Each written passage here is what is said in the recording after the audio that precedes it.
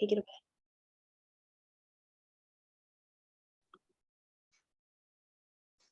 Hello, everyone, and welcome to the 5th webinar in the IASNM Radiant Flashpoints educational web series. I'm Ashwin Singh Parihar, and I'll be moderating today's webinar along with Dr. Ila Sethi on behalf of the IASNM. A couple of housekeeping items to go before we start. Please ensure that your mic and camera remain turned off for the duration of the webinar. You can choose to turn on your camera or mic when asking questions at the end of the talk. The Q&A session will be at the end. However, please keep posting your questions via chat throughout the talk, and we'll make sure that they're addressed during the end. This talk is being recorded and it will be uploaded on the IASNM YouTube channel. We invite you to check out this webinar and others at our YouTube channel. Today we have Dr. Nitin Kapoor with us, who will be speaking on endocrine nuclear medicine crosstalk, a case-based learning.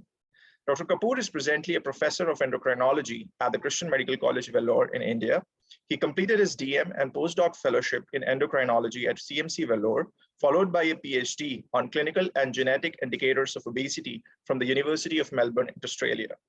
Dr. Kapoor has received several awards and honors from organizations in India and abroad, including the 2020 AR SAID Gold Medal by the Endocrine Society of India. He has over 180 peer-reviewed publications and has edited textbooks in the field of obesity and metabolic syndrome. I could provide only a glimpse of Dr. Kapoor's achievements, as enlisting them all would leave us with little time for the webinar. Therefore, without any further ado, I'll hand it over to Dr. Kapoor.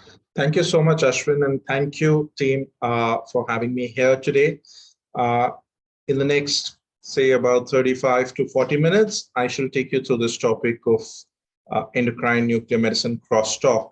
And what I would do is, this is going to be a case-based learning, trying to show how we as clinicians are so benefited with the help of nuclear medicine facilities and all the work that happens behind, getting those scanned reports, and how this can be used for the evaluation and management of the treatment. So I'm truly indebted to the society, IASNM, for having me here today, and look forward to interacting with you.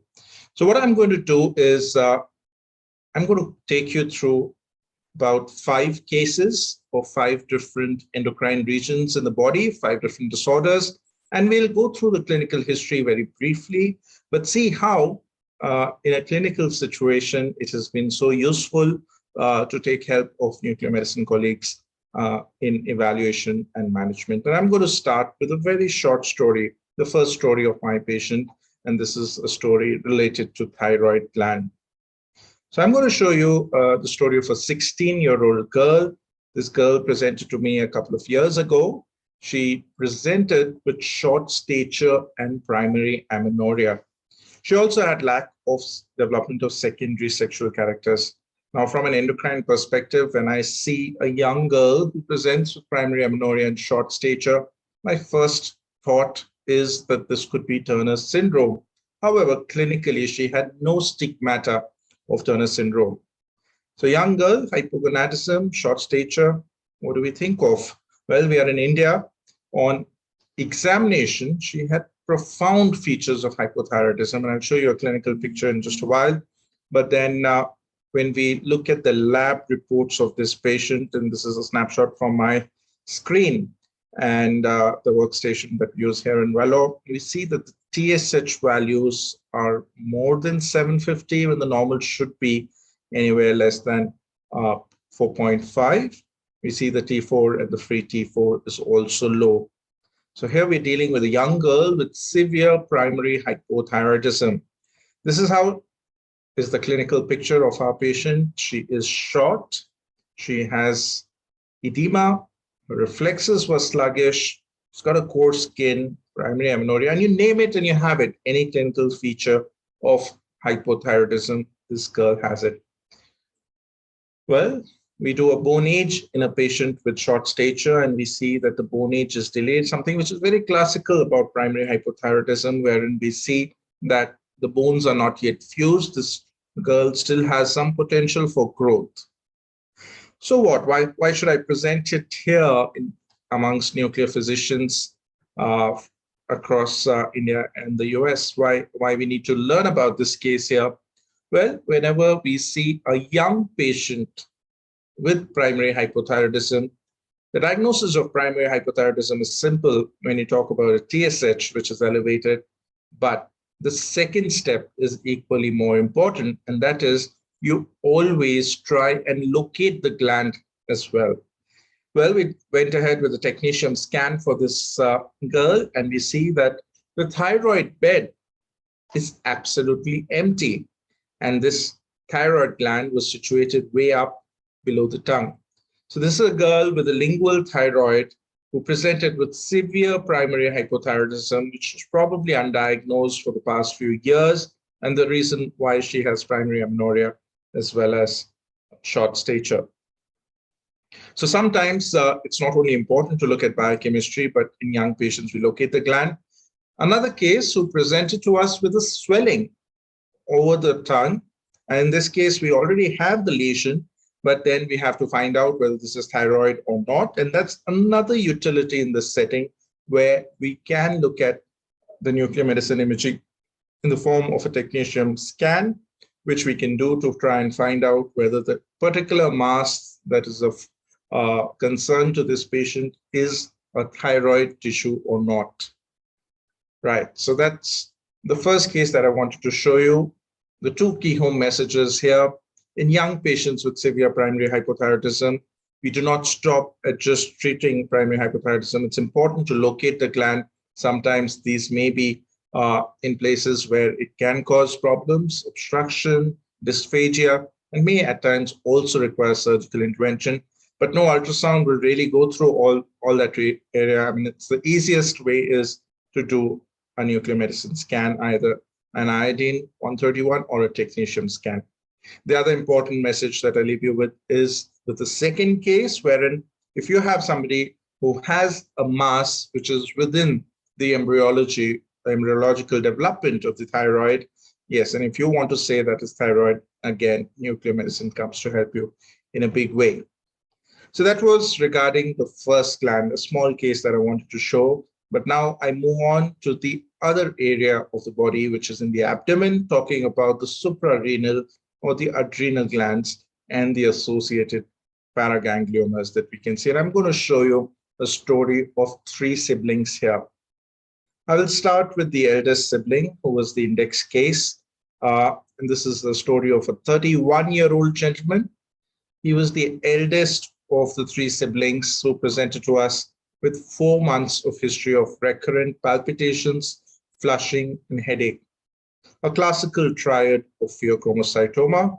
I clearly remember the patient telling me, "Doctor, I was at the vegetable market at around 11 o'clock buying vegetables, and suddenly I had this severe giddiness and vomiting. I was taken to the emergency room, and my blood pressure was found to be 160 by 120. The doctors, they admitted me. I was given 3 antihypertensive drugs, and despite which the blood pressure was very difficult to control."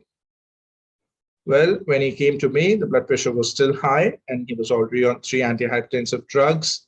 There was no other systemic features to suggest any other cause of this high blood pressure. But nevertheless, whenever in practice you have a young patient with very high blood pressure, not getting control with 2 or more antihypertensive drugs, we need to rule out a secondary cause. And that's what we did. We went ahead with the estimation of the metanephrine levels and the normetanephrine levels, and we find that the normetanephrine levels in the urine collected as a 24-hour sample were significantly high. Okay, so that's straightforward pheochromocytoma. The patient presents with a classical triad. Patient has very high blood pressure, and biochemistry has just proven it. We go ahead with the CT scan, and we see that the CT scan shows us a clear right suprarenal mass, which is highlighting very well with contrast. And we are sure that morphologically, this looks like to be a pheochromocytoma or a paraganglioma. But as a protocol, whenever a young patient would present to you as a pheochromocytoma or a paraganglioma, there could be multiple lesions that we have to look at. There could be genetic causes that we need to look at.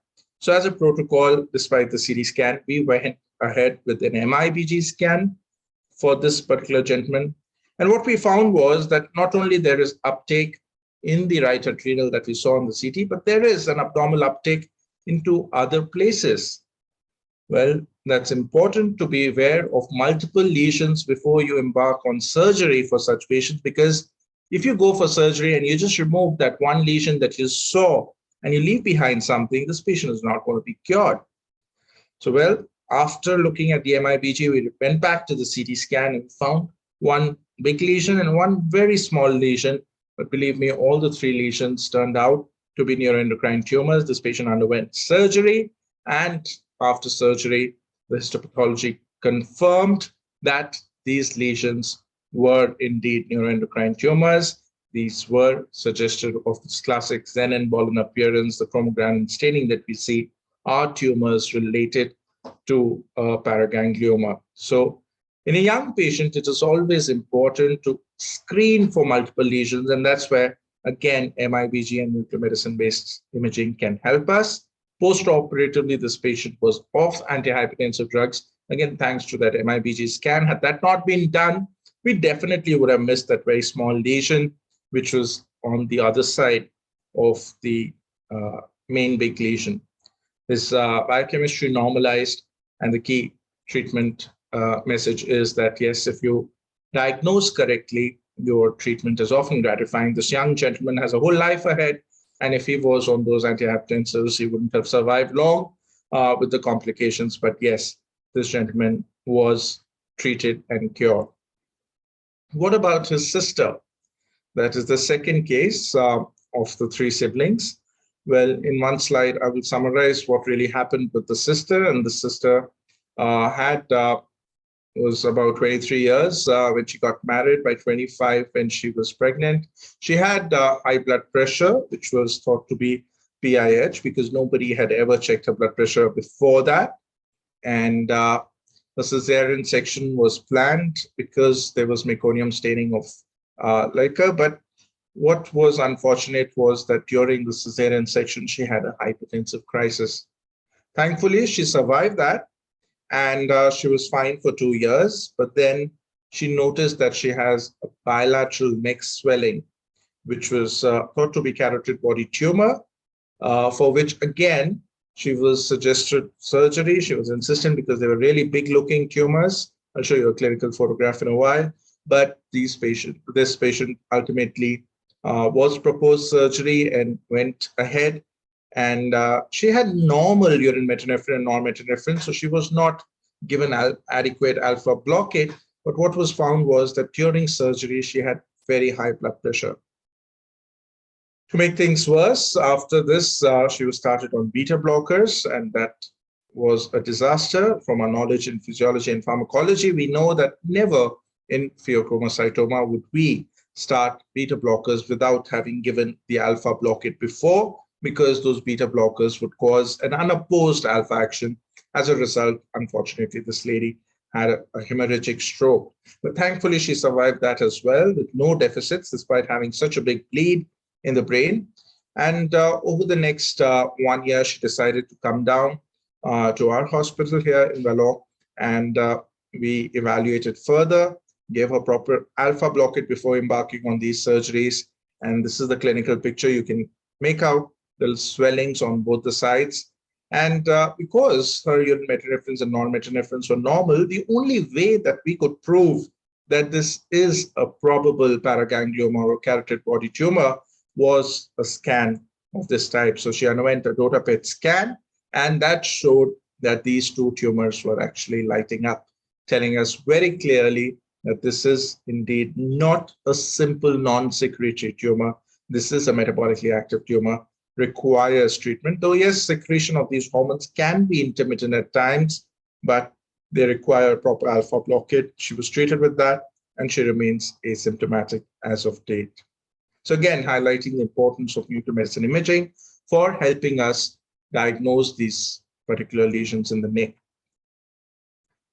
Talking about our third patient, and this is the youngest of the sibling, the youngest boy, 2010, he himself also noticed neck swellings, came to our hospital at the age of 19, and underwent a CT angiogram, which confirmed bilateral carotid body tumors was started on these a proper blockade and offered a stage surgery. But unfortunately, this gentleman showed already metastatic disease at the age of 19. So despite being from the same family, probably harboring the same mutation, this gentleman actually had high, metastatic disease by the time he presented, and ultimately underwent his surgery by 2022. Obviously, the surgery was not curative and was offered PRRT to the tumor bed, which is again with the help of nuclear medicine techniques because the tumor was avid. So here we spoke about how nuclear medicine imaging helped us for managing these three siblings in three very different ways. In patient one, it helped us to diagnose that unidentified small paraganglioma on the left side, despite having a big lesion on the right side. There were two small lesions on the left side, which were diagnosed because of the MIBG scan. In case number two, we could identify and prove that, yes, this patient has carotid body tumors given that history, which is metabolically active. And even though the hormonal secretion may be intermittent in these, they often need blockade. And then you show that these are metabolically active glands by doing a DOTA PET. And for the third patient, we used PRRT, nuclear medicine, as a modality for treatment for the residual disease, the residual metastatic disease that this patient had. Well, the genetic analysis of this patient showed that this patient had carotid body tumors, and there was an SDHD mutation, which was identified. Talking in terms of the same line, how nuclear medicine imaging can further help in paragangliomas. This is the story of a 28-year-old lady who presented to us with history of intermittent headache, which would worsen after micturition, a very classical history, often known as micturition syncope. When I examined her in the OPD, her blood pressure was 150/100. I just asked her to pass urine and come back, and the blood pressure rose to 190 by 130. She had vesical and paravesical paragangliomas. Again, you look at the utility of MIBG scan in identifying these lesions. This uptake is often for a long duration of time, which helped to diagnose. Later on, we published a series of 4 of such patients. And believe me, 3 out of 4 of these patients were actually diagnosed as TCC, despite having high blood pressure. And again, sometimes the CT would just tell us that there is a tumor sitting there, but it is the functional imaging with the help of MIBG that you can actually prove that these are paragangliomas. These need proper alpha blockade before that, proper endocrine treatment before that, and then only embark for surgery. Right, so the utility of MIBG scans is definitely not limited to the abdominal region, but also the vesical and the paravesical lesions. And with this, I come to the end of my second aspect of my cases regarding the adrenal and the extraadrenal lesions. Always in young individuals with pheochromocytoma, it is important to screen for multiple lesions at ectopic sites, because if you are going to miss that, even if you're going to miss on that one lesion which is there, the patient is not going to be cured of its blood pressure related issues. Not only helpful for diagnosis, we also saw how it is helpful for managing carotid body tumors, especially in metastatic disease. With this, I move on to the third organ system that I'll talk to you today, and that is about the pancreas and the pancreatic neuroendocrine tumor. This is a story of a 71-year-old gentleman, a retired banking officer. I still remember this patient. He presented to us from Sri Lanka. He was apparently normal 2 months ago because he used to have an annual checkup. I remember I saw him on the March of that year, and in January, he had gone for a regular checkup, and he had an ultrasound and blood workup as part of his routine annual checkups, which was all normal. And then now this gentleman in the next 2 months has developed severe pain, and the pain was so significant that it was associated with nausea and vomiting. And he was also recently diagnosed to have diabetes, and a very significant amount of diabetes. His blood glucose levels were actually sky high. It was a big challenge for us to manage this diabetes, despite giving him insulin infusion to the scale of 80 to 100 units per day. It wouldn't control. So in such a case, we have to think of secondary causes of diabetes. we went ahead with further imaging, which showed us that this gentleman not only had pain abdomen, but there were multiple lesions in the liver, along with a large lesion in the pancreas. So he had a pancreatic mass with multiple metastases. But the fact that his glucagon levels were also high, we thought this could be a glucagonoma, a very rare tumor. He did not have any of those skin manifestations that are classically described with glucagonoma. But yes, this gentleman had a large pancreatic neuroendocrine tumor with metastasis to the liver. Often these tumors are very fast progressing, and that's how we diagnosed this gentleman to have a glucagonoma. But what next? How does nuclear medicine help in? Yes, we ultimately used an octreotide technetium-99 scan. I would say this is one of the oldest nuclear medicine modalities that we've had in our hospital. And with the help of this, it helped not only for the diagnosis, for finding out the extent of disease, but also helped us to try and manage it. We used this as PRRT as well, with the help, along with long-acting octreotide injection. And this is another patient where nuclear medicine imaging and treatment helped us manage the patient. And believe me, despite having that significant metastatic disease, this gentleman has survived several years after we've seen. And though these tumors look quite bad and aggressive to begin with, but once you offer these kind of PRRT therapies, they are quite well received by the patient. The quality of life improves, and overall, they do survive several years after that. We're talking about another pancreatic lesion. We from India have probably one of the largest series of insulinomas, and well, the conventional imaging modalities using CT scans, MRIs, and endoscopic ultrasounds are helpful in insulinomas, but we, even in our series, sometimes do not find any lesion in the pancreas. Insulinomas are notorious to be very small lesions. And when you do not see some lesions in the CT, there is an emerging very big role of nuclear medicine imaging in identifying these tumors. Exendin-based gallium PET scans are having sensitivity and specificity as high as 90 to 100%. And these are now available in India, and we are using them. And they really make a big difference, especially in those patients who we've not been able to identify the lesion by conventional CT scans and MRIs. Not only here, but also in patients with MEN1, where it becomes very difficult to operate neuroendocrine tumors of the abdomen. This is the series from our center. And again, we've seen that these patients could have multiple small lesions. And again, our conventional imagings would miss it. So we really need to find them up. And again, nuclear medicine-based imaging, especially gallium dotatate, or if you have the Exendin scans, they really make a big difference.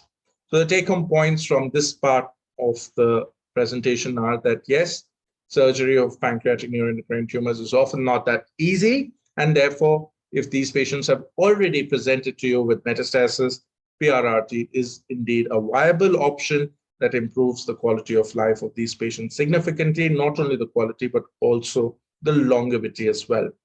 Also, many of these lesions could be multiple, could be very small, and at times missed by conventional imaging. Again, there's a big diagnostic role and an emerging role of Exendin-based gallium scans for these pancreatic neuroendocrine tumors.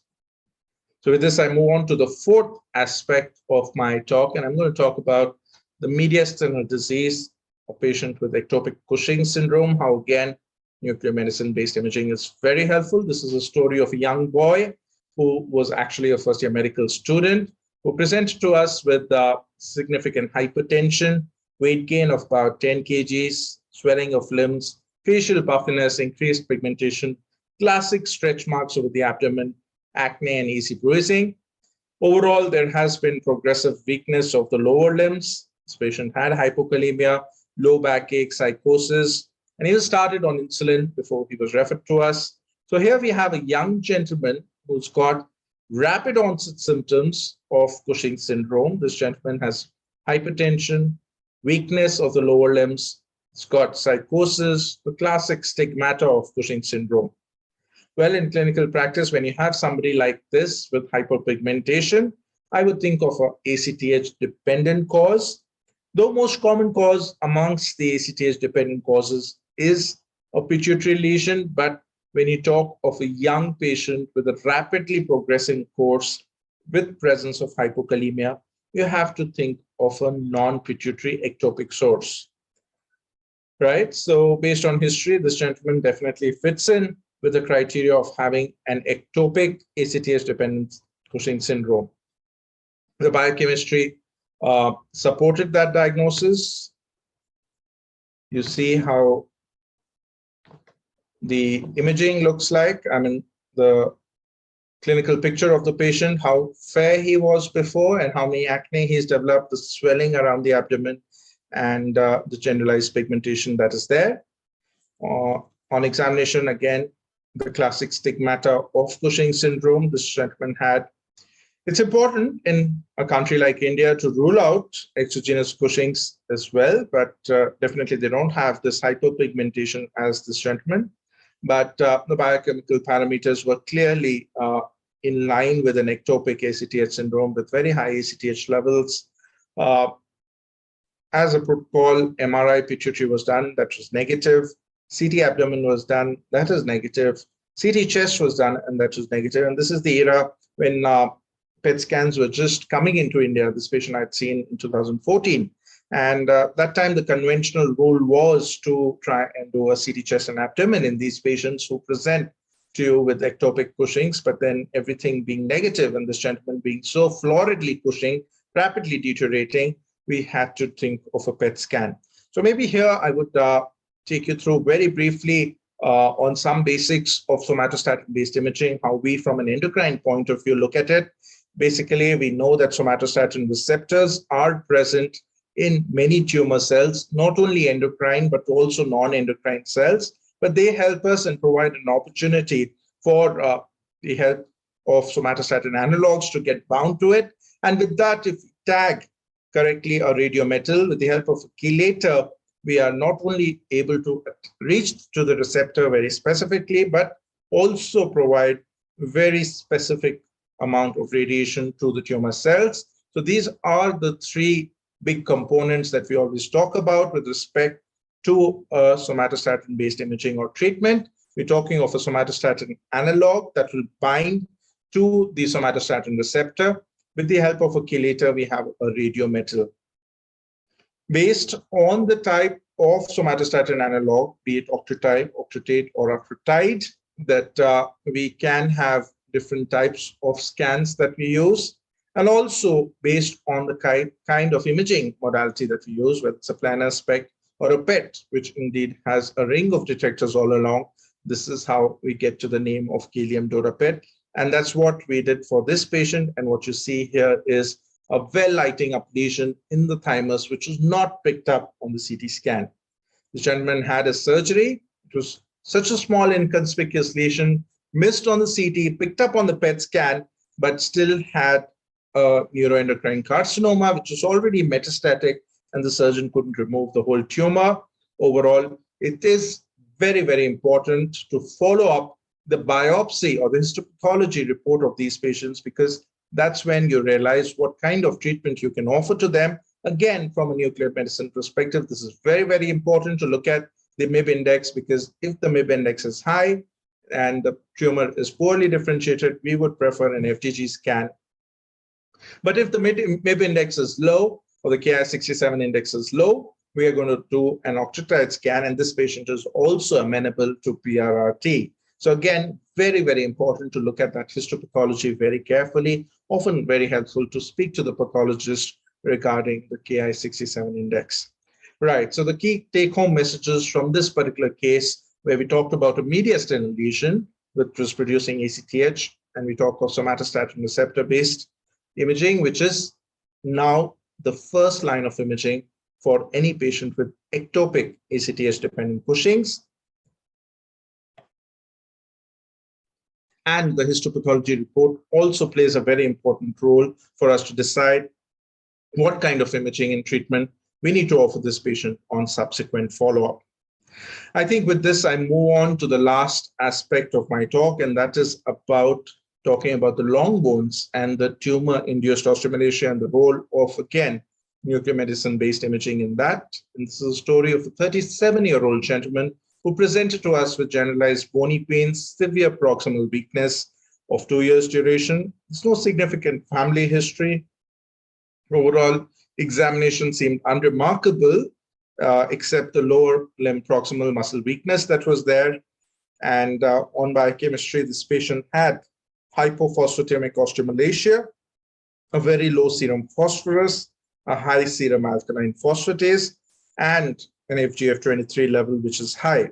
So an adult patient who's presenting to you first time with a recent onset hypophosphatemic osteomalacia in the presence of high FGF23, you have to think of tumor-induced osteomalacia, which is nothing but mesenchymal tumors which are present in the body, which have or harbor a lot of DOTA or somatostatin receptors, and therefore these scans are often DOTA avid.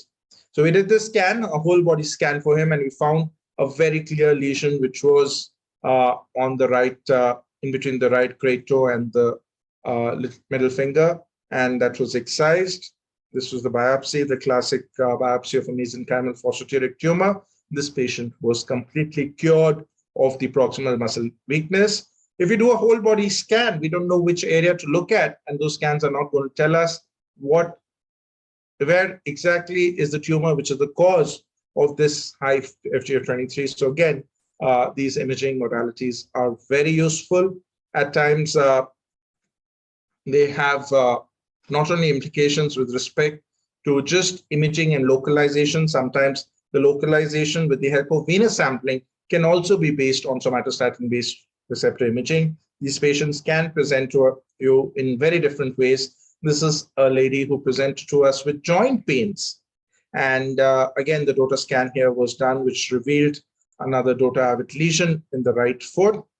Another patient of ours who presented to us with severe osteoporosis actually had an underlying tumor-induced osteomalacia. Again, a PET scan revealed this lesion, which was operated, and you see how well the bone density has also improved. So overall, yes, when we talk of tumor-induced osteomalacia, this is also a very important area to discuss with respect to nuclear medicine imaging.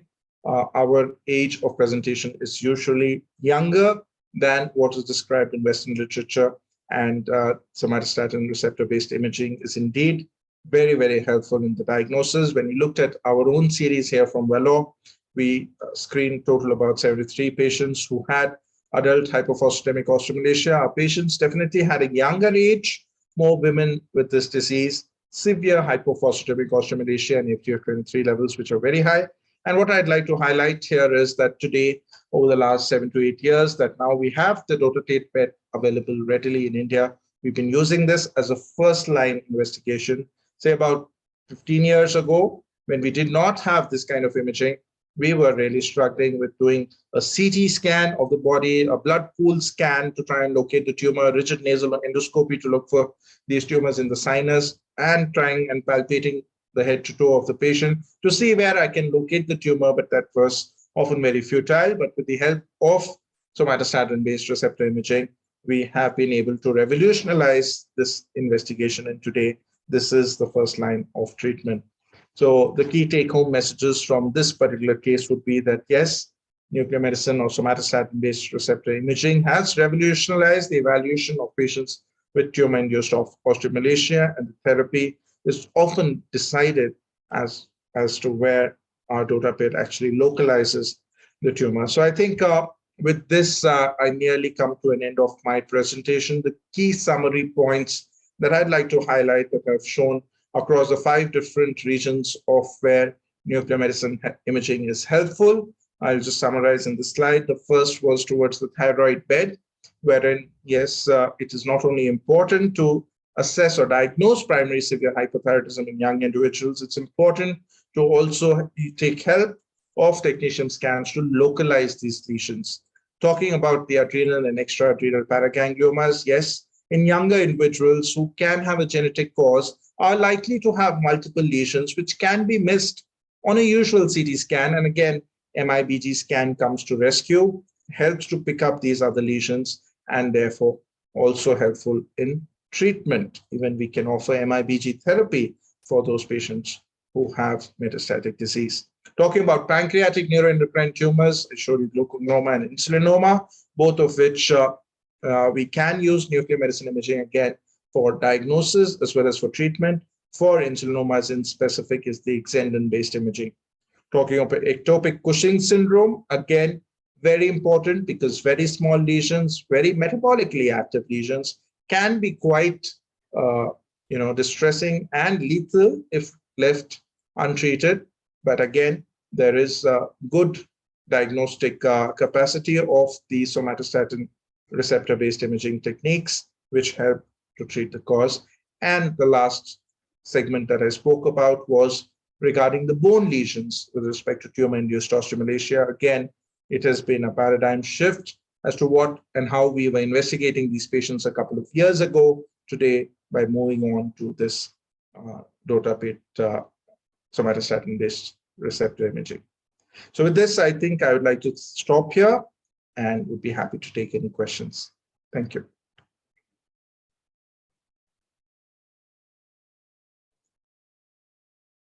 Thank you, Dr. Kapoor. That was a fantastic talk, and we do have some questions.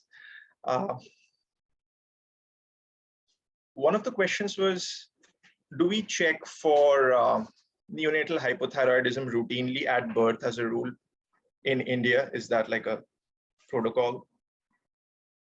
Yes, I think that's a very important question. Overall, by and large, I would say yes.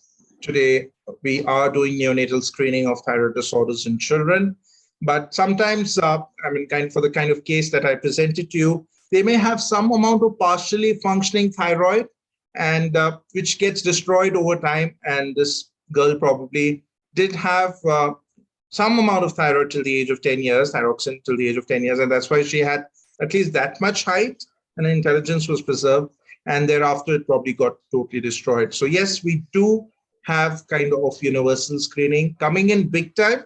I cannot assure you in the remotest of villages that it is done, but in most Tier 1 and Tier 2 cities, it is done. Sure.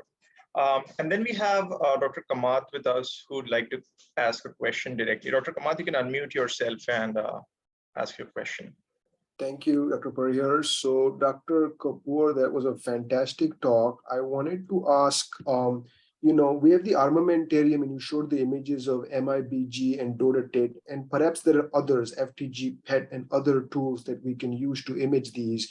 What is the algorithm that you use at your institution for both adults and for peds in terms of which comes first, the MIBG, the DOTA-TIT, and how do you sort of work through that algorithm? I am aware that there are mutations that might help trigger those imaging situations, but I was just very curious how you handle overall the algorithm approach from imaging.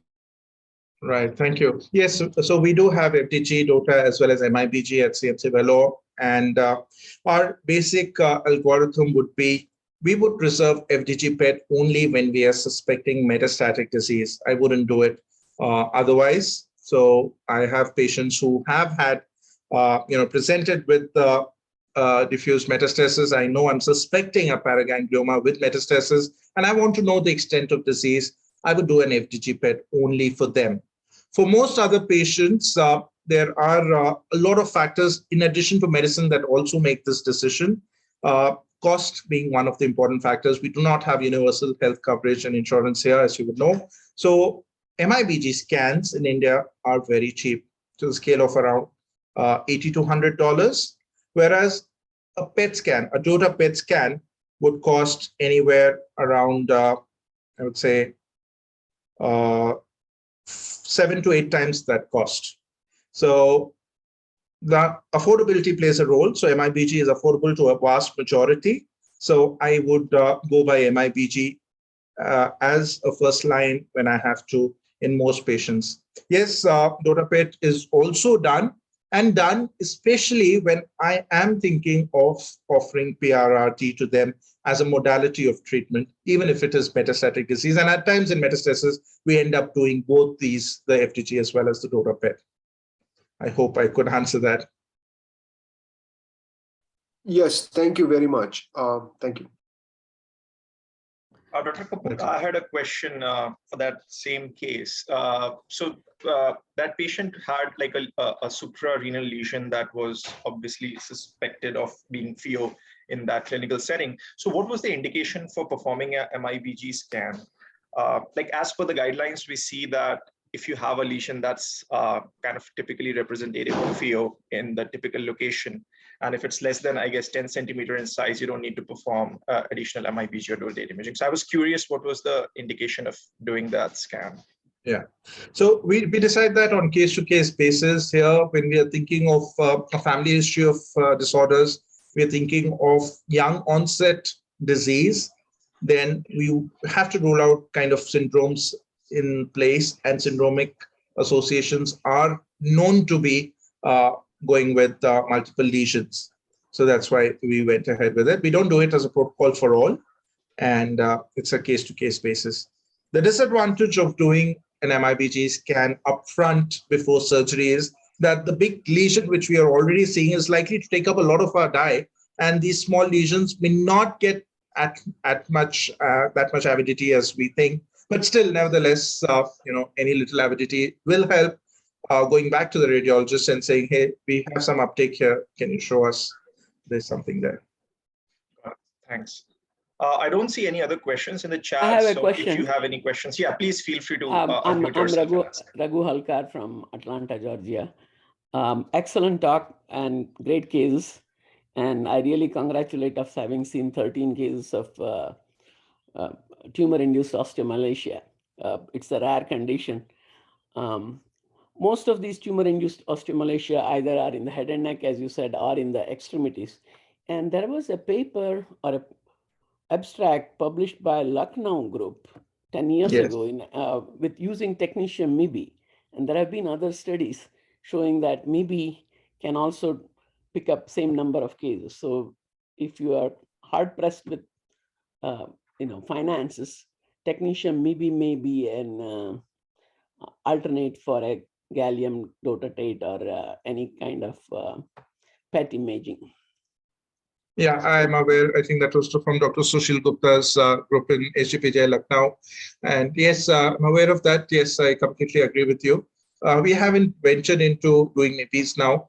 Actually, overall, I understand cost is definitely a big concern. But, looking at the long-term treatment of giving neutral phosphate and the kind of evaluation, monitoring, and the quality of life that they have, we can actually sometimes write off these scans for these patients who really, really benefit from that imaging and this thing. So being in Vellore is a little privileged position there, being able to give big charities sometimes. Makes sense. Thank you. I also have a question, piggybacking on the discussion that we were earlier having about gallium dotatate. So as you rightly said, that there are, if it's a younger patient, then you would think of certain syndromes. So is genetic testing a part of follow-up routinely, or you would just reserve that?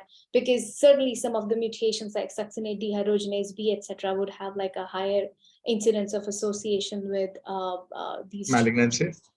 Yeah. Yes, so we at Vellore do offer genetic testing to all patients with pheochromocytoma and paraganglioma. Again, cost is an issue at times. Not so much, I would say. I mean, we charge, the molecular laboratory charges about 10 to 15,000 Indian rupees for doing a panel of genetic tests for pheo, and we offer it to all patients. We insisted for younger patients, and because if we find one, then we can just do the targeted screening in the siblings and the relatives. But yeah, we do offer it, and we do it here in Vellore. Thank you. Okay. Dr. Kapoor, this is Amol. So fantastic talk, great cases. Can you elaborate a bit on how your setup there and workflow is for not just the diagnostic part of nuclear medicine, but the therapeutic part of nuclear medicine, and how endocrine people and say oncologists and nuclear medicine people collaborate in doing therapies, and not just the new theranostics applications with PRRT, but also for like thyroid disorders, including hyperthyroidism and thyroid cancer? Yes. So thank you, Dr. Mole, for that question. Yes, I have just shown a very small spectrum of cases given the time I thought I have. I haven't touched on PHPT at all, primary hyperparathyroidism. We've got one of the largest series in India on that. I haven't touched on thyroid cancers, which is a very big area, as you rightly said, and also Graves' disease. Maybe some other day we could do that. But yes, we collaborate very closely with nuclear medicine, so much so that we have twice a week nuclear medicine and endocrine surgery meetings. And these meetings are fixed for an hour, wherein we discuss all these patients who require an interdepartmental, interdisciplinary kind of management plan. So I think these are the most wonderful meetings to learn nuclear medicine for us, native people from endocrine background, for our residents as well. And yes, so we do collaborate a lot and very closely. At times, we need to call in med-oncology as well, but primarily it's the endocrine surgeons, nuclear medicine, and endocrinology who meet twice a week, every week, to discuss these cases. It's a formal meeting. We post it on the system. All the specialists, somebody would be representing and would have a plan for each of these patients. Our load is huge. I'm sure you know Vellore is known for the large number of patients we cater to. Our average number of OPDs before COVID per day were around 9,000 patients per day registering every day for OPD. Now it's 12,000 after COVID. So that's a huge rush. For nuclear medicine per se, I would not know the figures.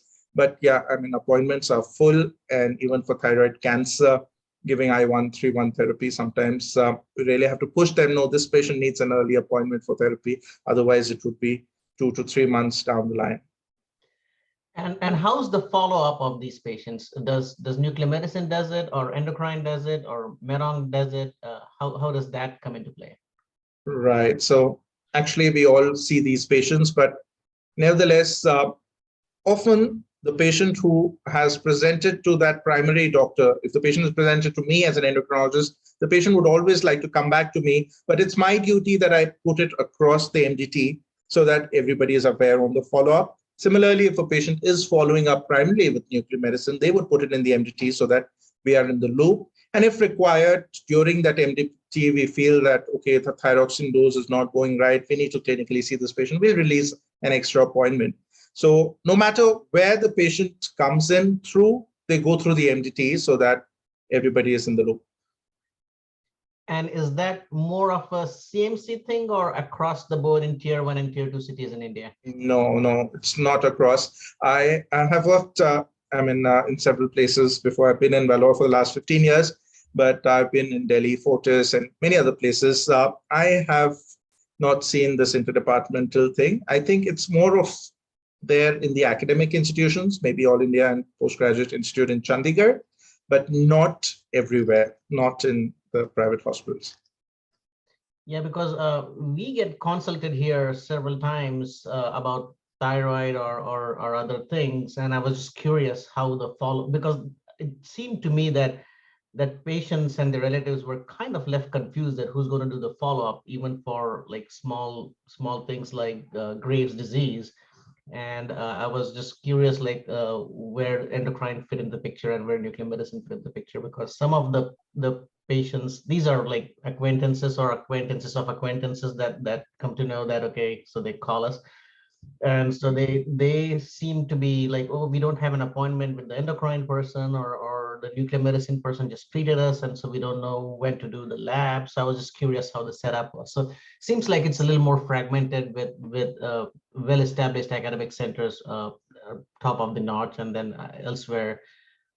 So I guess your society needs to, make that awareness a little bit and increase that across the board for all the general population. So that would be a worthy task. Excellent. And have you seen any weird side effects from either PRRT or from thyroid therapies that worth mentioning? Like, have you seen any carcinoid crisis happening, or any other things that you feel like it's worthwhile mentioning? Not anything very sinister, frankly speaking, in the last so many years that I've been working here in the endocrine department, not really. So we're very careful. I mean, even for Graves' disease, we make sure they're very well medically controlled before we, subject them to iodine ablation, because, yeah, so we haven't really seen anything really bad. Mild side effects as are often described, dry mouth and things like that are there, but nothing sinister. Thanks, Minister. Perfect. That's good to know. We should discuss more on sometimes the therapy aspects down the road in one of our future webinars. So again, thank you for this wonderful talk. Ashwin, I don't know if there are any more questions. I Oh, okay. I have Jyotsna one has a question. Hey, Jyotsna. Yeah, I have. It's not something that you talked about, Dr. Kapoor, but we have a cyclotron in our department, and we made F18 choline for parathyroid adenomas, but we haven't had a good experience. Could you just let us know if you're doing F18 choline for parathyroid adenomas? Right. So we are not doing F18 choline. Our protocol for parathyroid adenomas is first basic simple ultrasound of the neck, followed by system EB scan.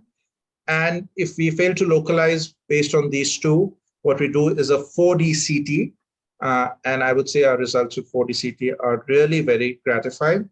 We've picked up lesions in most cases. We bank on the ultrasound only by 2 or 3 radiologists who are trained to do the parathyroid ultrasound. I think that makes a huge difference as well. But we have no experience on doing an choline PET for parathyroid. I know it is coming up in a big way, but we personally don't have any experience. Okay. Yeah, Jyotsna, there was some recent literature about, choline and even PSMA PET being useful for parathyroid. And we are conducting a clinical trial here with one of the PSMA agents for parathyroid at Emory, and it so far, I mean, our N is small, but our results haven't been that promising either. So I don't know if there was a selection bias in the publications that were showing good role for those agents in parathyroid. But I would like to second Dr. Kapoor. I think 4D CT is an excellent modality in cases where the SPECT CT fails to localize. And I think that is underused, at least in the US, which is telling something, because we tend to overuse a lot of imaging here compared to the rest of the world. There's a center here in Pennsylvania, UPMC. One of your colleagues from your CMC Vellore actually heads the nuclear medicine department there, actually, Dr. Kapoor. But anyway, so they actually combine the 4D CT as a part of their SPECT CT and do that routinely for all patients, actually, and their results have been fantastic as well. So I think that tool may be useful, but as we try to see more specific tracers, I'm not sure how good choline would be. I would just like to briefly chime in. We had a brief experience with F-choline for certain cases of parathyroid adenoma, and I would say that our experience was really good. We mostly did it for cases where system EB was either indeterminate or it was negative, but the clinical suspicion was quite high.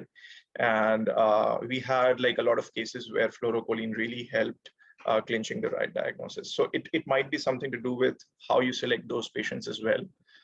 That might be one of the reasons. And then there might be others as well.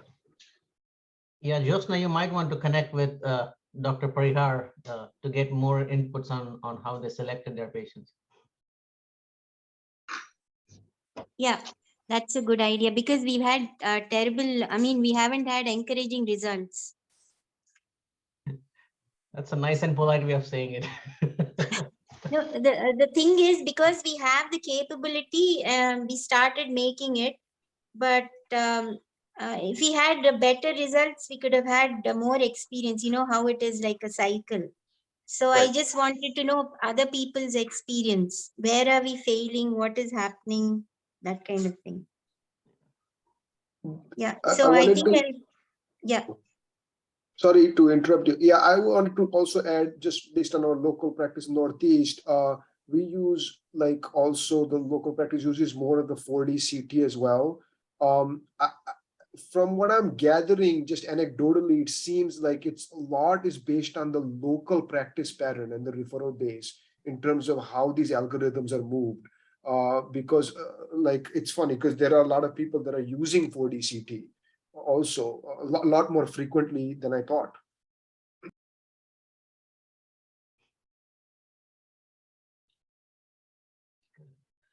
I don't think there are any more questions, Ashwin. So in case we have no other questions, we'd like to close the webinar. Thanks, Dr. Kapoor, for giving us a very fascinating talk and a very nice overview of cases. And it was really a very nice learning opportunity for all of us. Thank you for joining us. And we thank the rest of you for joining us. And we hope that you join us in our upcoming webinars as well. Thank you so There's much. one message, I think, in the, oh, it was just a thank you thing. Yeah. Dr. Kapoor, I would like to see if there are opportunities to collaborate. Maybe we could participate in one of your tumor boards, or we are tinkering with the idea of actually having either residents or fellows or even young faculty from the US visit some premier sites in India like AIMS, PGI, or even CMC Vellore.